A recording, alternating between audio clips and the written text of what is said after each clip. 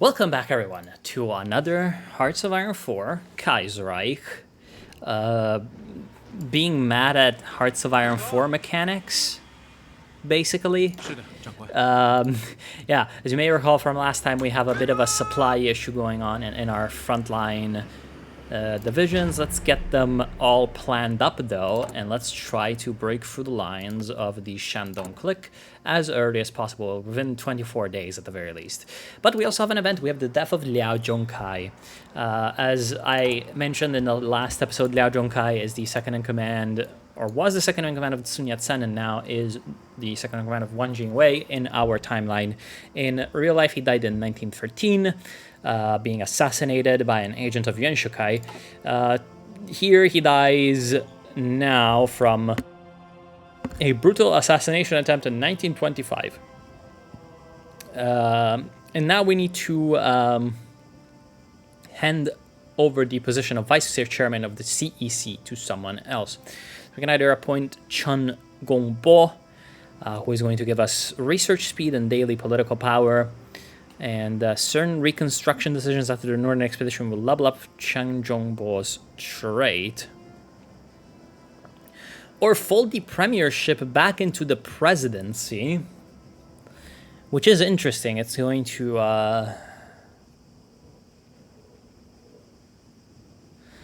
be less good in terms of the research speed, but it's also going to decrease our stability a little bit.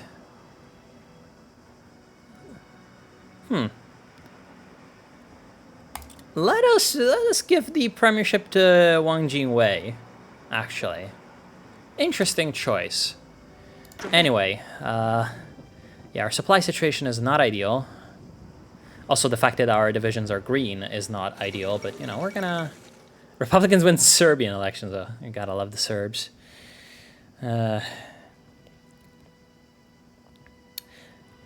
Can't wait to see Serbia. Maybe next year. We'll see. There we go. We have all of our divisions fully planned out for the offensive. Let us declare war. And let us advance along the strategic points. I would say we need to take the city of Lin Yi, who right now... When did I read about Lin Yi? And about what? Right now my brain is not able to remember why I read about Lin Yi at some point in my life. It was... Yeah, I legit just do not remember. Anyways, in Jinan, I suppose, but also there is this tile, which would be the...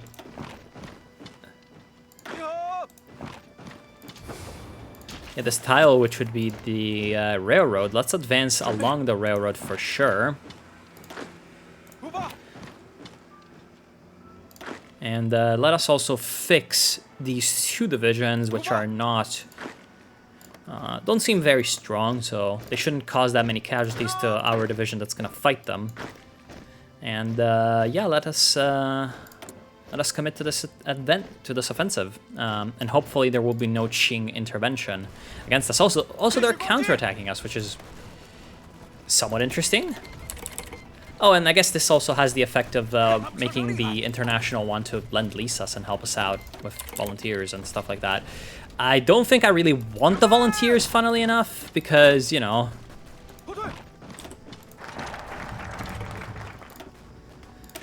the volunteers are going to definitely overrun the supply system. Anyway, let's try to advance towards the capital, Jinan.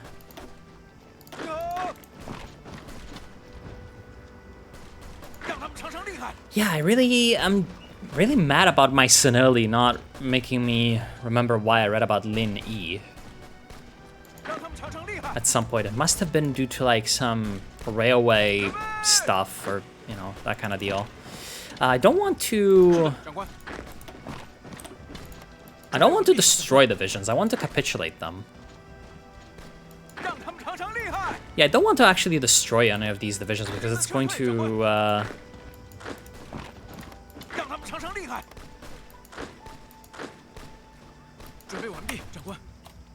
Oh, really?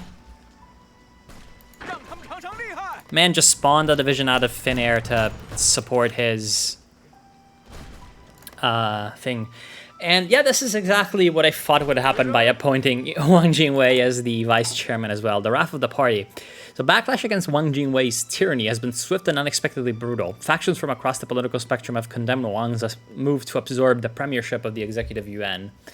His blunder has been highlighted by the fact that it is not only the PAC and RF that have decried the move. Many of the RCA's moderates have been enraged and driven closer to the PAC's camp. So yeah, caucuses within the Kuomintang are not well defined, with the state being officially one party and factionalism de jure banned. But it certainly has not been good for Wang's camp. He has hurried to try and salvage the situation by tentatively offering to appoint Gu Mengyu, the most prominent RCA moderate leader, as his premier in exchange for a political truce. So in the PAC, the onus lies now to the PAC to make their move. Word of this offer has quickly leaked and spread, though for Song Qinling and her allies it might not be good enough. Having an RCA member in this position would be a victory for the chairman regardless, and with his statesmanship he'll likely reconcile the moderates soon enough. But openly holding out a candidate from their quasi-illegal opposition camp may disgust the wavering RCA moderates, turning their anger against PAC obstructionism. So we can lose some stability and move. Nothing good can come of this by doubling down against the cornered chairman.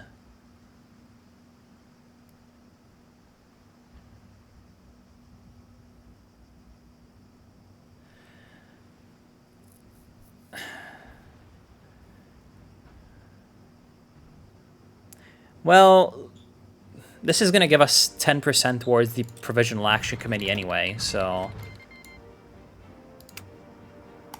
Yeah, and we can undermine the chairman's grip as well. Unfortunately, at the cost of stability. But there we go. We now have Gu Mengyu, moderate reorganization. Instead of Cheng Gongbo, the mouthpiece of the RCA. I don't know if we made the right choice in the end, but, you know, getting extra Provisional Action Committee... Huh.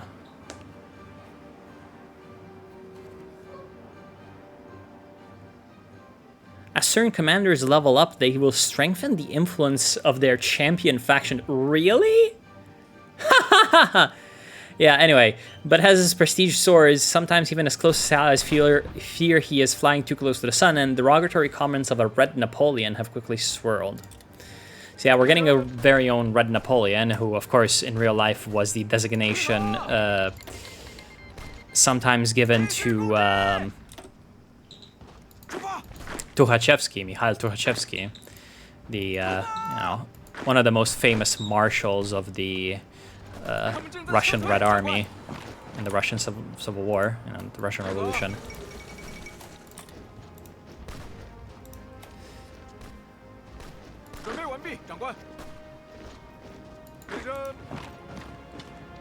Actually, let us delete all of these front lines so that we do not get fucked by the AI. Now this division is going to be sent over there. We are going to hold the encirclement on these 3 other divisions. And we are going to attack the capital.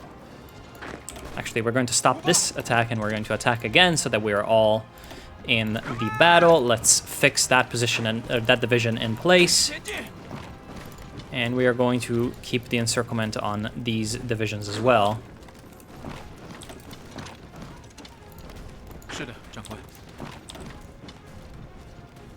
Let's try to do this as methodically as possible, you know?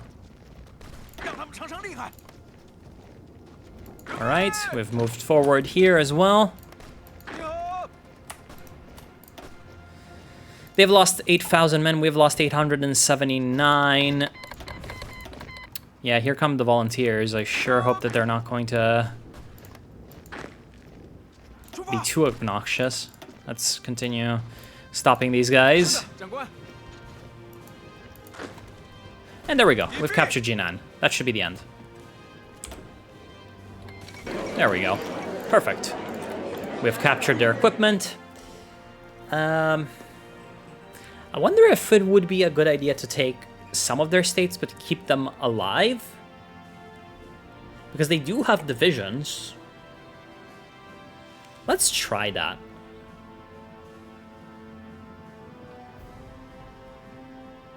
Let's try to keep them alive in Lin Yi. Or, nah, we need the railways here. The thing about Jiadong is that... Oh, I guess we cannot puppet them.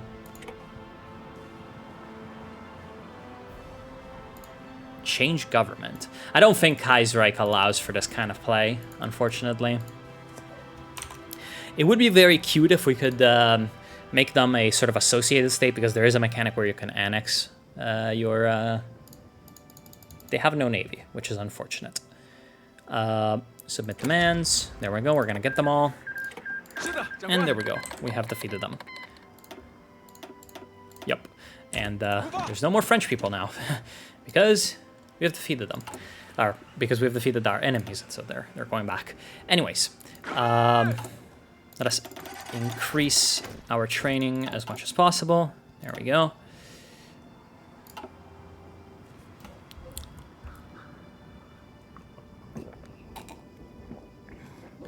And I've just thrown water on myself.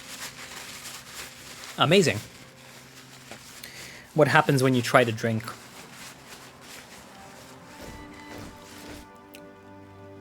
What happens when you're, like, unable of, like, basic human...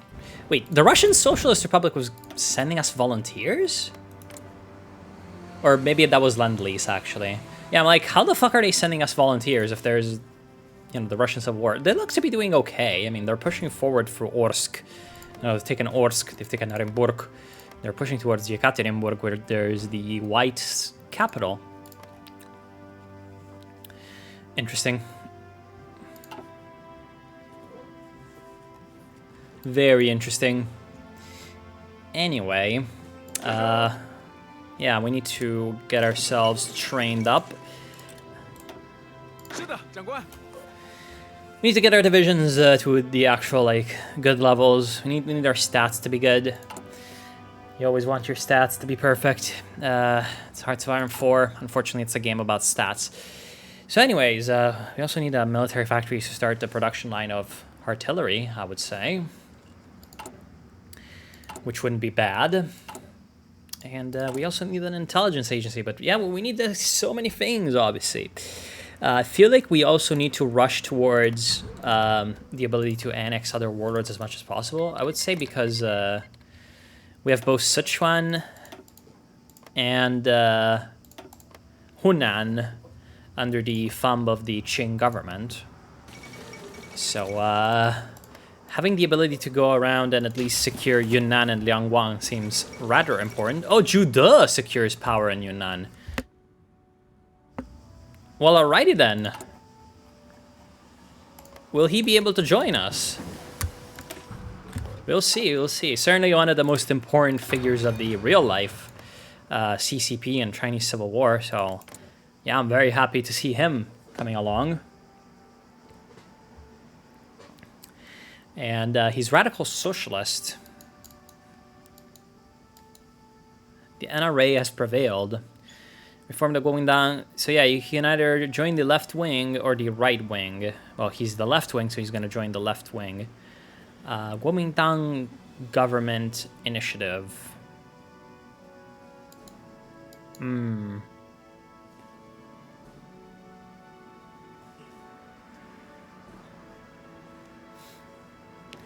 Yeah, we'll see if they're going to be our enemy or friend. I would certainly hope that they're our friend, rather than anything. Oh, we're paused. Why we're paused? Nobody knows. KMT RCA. So they're also RCA. Oh, Liangguang Clique declared war on the Guangxi Clique. Oh, here's Li Congren. It's just a parade of really important people. So, while Judah, definitely one of the most important military people on the CCP side of the things, we have Li Congren, one of the most important on the KMT side of things, but I mean, truly Guangxi Clique. Really only KMT in terms of allegiance to Chiang Kai-shek after 1927.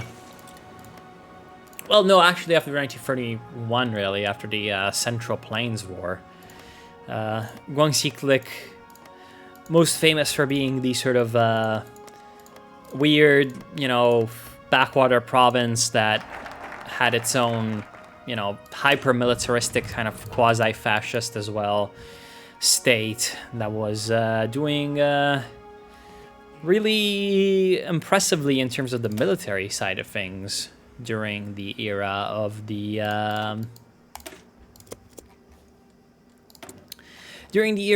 sort of,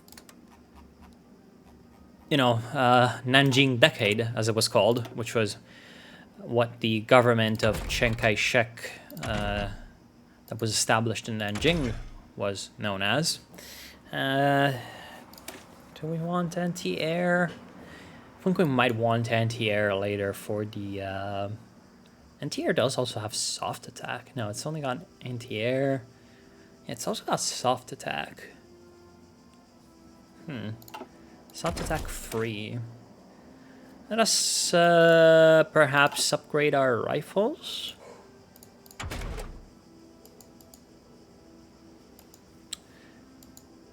We might want the trucks for the field hospitals anyway. And the radio companies as well, or whatever they're called. Signal companies. They give 20% initiative, which is rather nice. 20 organization, 30 recovery rate. Yeah, we definitely want the signal companies. Why are we paused? Anyway, let us get ourselves an anti-imperialist crusader who hopefully is going to unlock some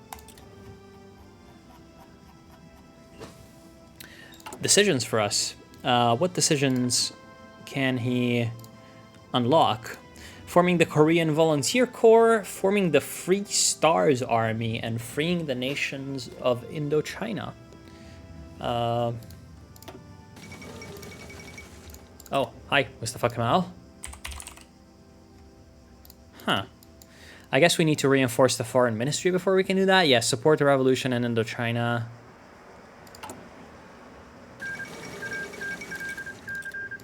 I suppose that also requires the actual Indo-Chinese war to have broken out.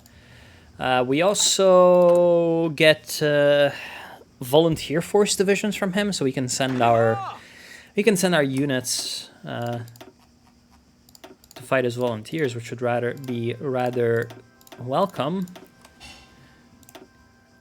All right. No? All right. And here comes the Balkan War. Fourth Balkan War, which,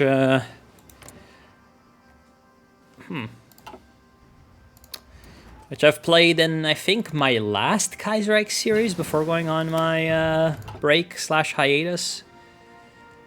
Yeah. The Serbia series. Anyways. Wheeling and dealing in Shanghai.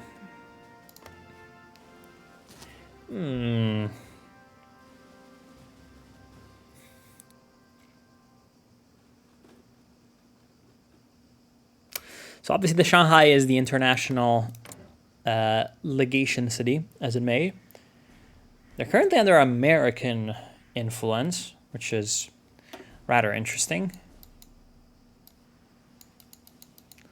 But yeah, they haven't had the new sort of international commissionment going on yet, so we don't know if they're going to go for the Japanese side, if they're going to go for the sort of international thing, or if they're going to go for the German interests. Well, whoever it will be, will try to make sure to subvert the Shanghai as much as possible and try to acquire it. Many of China's elites are nationalistic and Republican. Although their views on the party have dimmed since the enthusiasm of 1911, plenty remain at least open to outreach, either out of habit or idealism.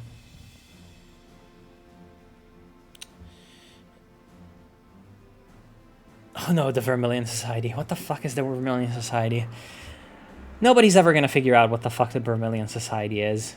Anyway, we can either have with firm grip and bright smile, and that's going to bring the authoritarian Democrats into the coalition.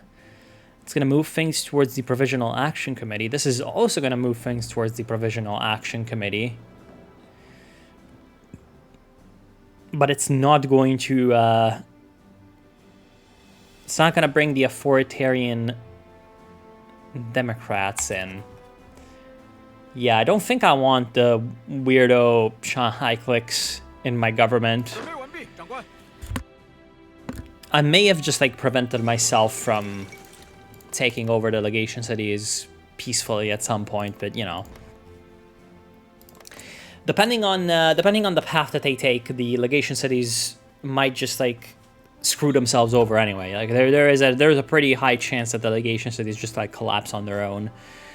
Or, you know, if they go towards the Japanese or the Germans, then once the actual, like, you know, big wars start with the Japanese and the Germans, then they, you know, they become really easy pickings.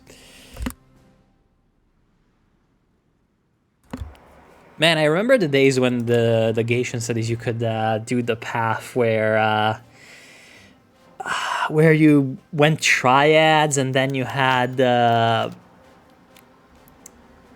And then you had Mao's wife that you could have as like the leader of the legation cities. I don't know. Weird shit. New culture movement. Yeah, we need the revolution against the old culture, obviously. The new culture movement was one of the sort of Chinese nationalist, you know, sort of sparks, that's the things that sparked the nationalist movement, the Xinwenhua Yundong, the new culture movement, which later basically was like, you know, let's basically form a modern sort of intelligentsia, really in a lot of ways very inspired actually, I would say, by the Russians more than anything else.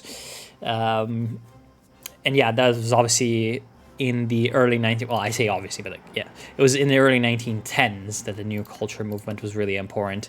And then in the early 1920s, sorry, in the late 1910s, around the time of the May the 4th movement in 1919. But in the 1920s, it really picks up steam. And within the new culture movement, you have figures such as the future founder of the CCP, who would later become a Trotskyist. And you also had, you know, people who would become later public liberal intellectuals, sort of Western leaning, and also other figures that would be more sort of revered as like folk literature, you know, the people that like really built up folk literature in China, or vernacular Chinese literature as much as possible. So yeah, that was the new culture movement, and I'm gonna explain a little bit more what was going on with the new culture movement after we deal with Huangpu Academy factionalism, I guess. So Huangpu Academy, obviously, it's reestablishing it. I think we're gonna go for the Mingan insurgency legacy, but yeah, let's read this. So when the National Revolutionary Army, our army, the NRA, collapsed during the concluding stages of the Northern Expedition, it also had to bear the loss of the Academy's beloved instructor, the now controversial Chiang Kai-shek. As the NRA remnants loyal to the left wing of the party fled for the Mingan zone, they nominated the capable General Li Jishen to take on the role of Huangpu's headmaster. Now, what's interesting is that Chiang Kai-shek actually, with his position as the sort of leader, because he wasn't the commander of the NRA by chance, he was first the headmaster of the Huangpu Military Academy. And what that allowed him is actually, in a very classically Chinese sort of dynamic, is to form a very strong bond with his students. Because, you know, if you go back to Confucianism or what fucking ever, if you go back like 2,500 years, as always in fucking China, to well explain things, you need to go back 2,500 years, most likely to the fucking Warring States period and Spring and Autumn periods. You go back 2,500 years, you go back to Confucianism. In Confucianism, you have that the sort of free, most powerful bonds that that exist between people, and so by people we mean between males, aristocratic males, really. People of any class, I would say Confucianism is a little bit less sort of aristocratic than some Western philosophies for sure. But mostly well-bred people, but also people of any type, obviously. In general, the bonds sort of make up society. There's free, powerful bonds, right? That between ruler and subject, that's obviously the number one and most important. Then you have the bond between father and son, where you have the famous sort of filial piety stuff coming from. And then you have the bond between teacher and student. So these are the three sort of main bonds that sort of exploded and multiplied across all of humanity, make up the sort of totality of society, and make sure that a well-ordered society is able to run morally. Now, I was about to say effectively, but that would be a misrepresentation of Confucianism, because Confucianism, you don't really, the goal of Confucianism is not to make an effective society, it's to make a moral society. And the Chinese society, as the most moral, obviously, is supposed to strive towards these free bonds being as strong as possible. And then, over the course of Chinese history, you have a billion other social bonds that get sort of formed as time goes on. Blood brothers, general and soldier, and blah blah blah blah blah. But these three are sort of supposed to be the sort of commandments of who you're going to be following in life, which is, I suppose, a little bit differently from the West, where the sort of the ruler subject bond, yeah, sure, obviously. The father son bond, yeah, a little bit less, but for sure it's less important than in Chinese culture, and especially in Confucian culture, but it is there definitely. While the sort of master student dynamic is really only something that you see, for instance, in Greek philosophy a lot, but there was never really a philosopher's state in Europe that really took up these things massively. The focus by the imperial universal power that developed in the classical age in the West was more on the legalistic side of things. Philosophy was turned into a tool for creating effective sort of I would want to say an Italian diritto, which comes from the Latin jus. There is no real English word to represent this. It's more like the body of laws, the body of laws and how it relates to society. Because laws does not really translate that word as much as I would want it to. Now, obviously, there were also legalists in China, but the legalists in China provide the foundation for a lot of the characteristics of the Chinese imperial state, but the Chinese imperial philosophy then has to contend as well with the fact that the sort of philosophical side of things, while in the West you did have, some more philosophically, I guess you could say, minded, purely philosophically minded intellectual traditions like Stoicism, Gnosticism, and later, Christian philosophy as well, especially in the in the 13th century Christian philosophy, Thomas Aquinas and stuff like that. People who would advocate, separation of the church and state because the church needs to be the supreme part of society anyway.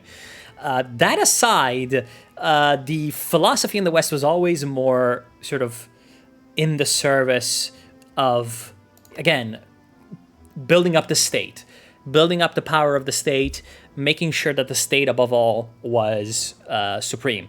And I mean, in my imperfect understanding of history, that comes from the Roman Empire, because obviously the Roman Empire did manage to have a very, very sophisticated state philosophy, entirely state philosophy. But in China, where you have an empire that's like longer lived, but especially also where the two intellectual traditions are both very strong, both legalism and Confucianism are both very strong and very much opposed to each other, you have that a part of the sort of official ideology becoming Confucianism leads to weird things happening, where, for instance, the Chinese state has very powerful tools to repress its dissidents.